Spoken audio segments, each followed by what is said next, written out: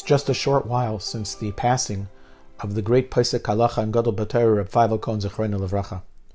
At the Shiva, his family shared a fascinating backstory to his formative years. When Reb Feivel was in the 8th grade, he was an avid New York Yankees fan, and that year, the Yankees needed a big Yeshua. They needed a lot of tefillas.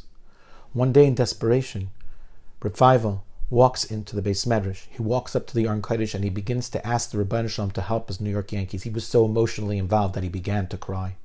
As he's davening, the 5th grade Rebbe, Rabbi Grossbard, walks by and hears cries coming from within the Beis Medrash. He walks in there alarmed, and he sees an 8th grader standing in front of the Aron Kodesh and he's crying.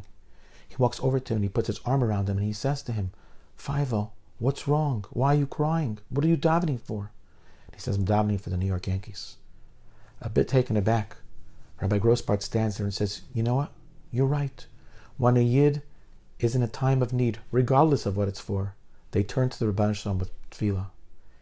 And the 8th grade boy and the 5th grade Rebbe stood side by side, and they davened together for the New York Yankees.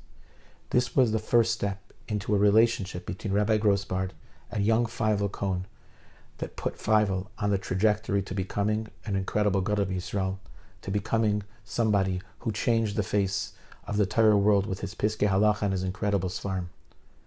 It was a 5th grade Rebbe davening for the Yankees, but it didn't make a difference. Ultimately, it's what crafted godless.